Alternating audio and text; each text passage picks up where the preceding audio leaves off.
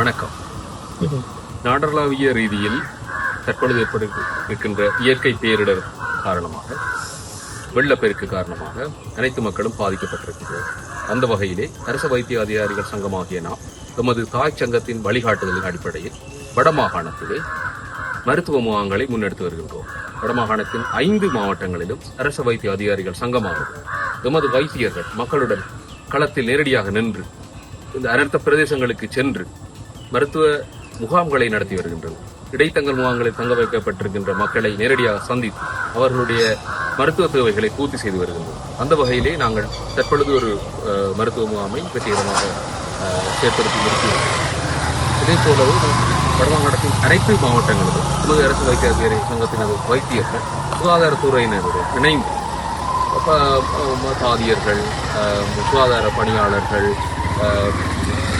சமூக பணியாளர்கள், சுகாதாரத்துறை சேர்ந்தவர்கள் அனைவருடன் இணைந்து நாம் இந்த மக்களுக்கு தேவையான இந்த மருத்துவ முகாம்களை, இலவச வைத்திய ஆலோசனைகளை, சிகிச்சை முறைகளை நாங்கள் நேரடியாகவே வழங்கி வருகின்றோம். இன்றைய தினத்திலிருந்து அரசு மருத்துவ அதிகாரிகள் சங்கத்தினர் மருத்துவ சேவைகள், நடமாடும் மருத்துவ சேவைகள் நம்முடைய சுகாதார பிரிவுகளுக்கு உறுதுணையாக அதற்கு மேலதிகமாக வைத்தியர்களுடன் இந்த மருத்துவ சேவைகள் இன்றைக்கு வடமாகாணம் முழுவதும் நடைபெறுகிறது.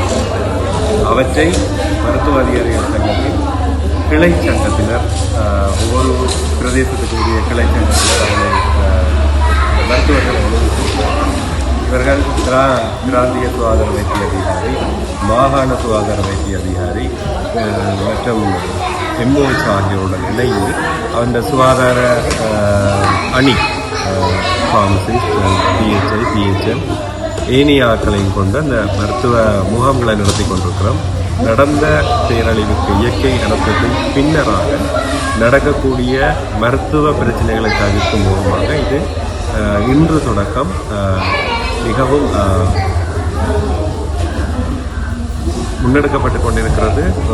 அனைத்து மேலதிக செய்திகளுக்காக எமது யூடியூப் தளத்தை சப்ஸ்கிரைப் செய்யுங்கள்.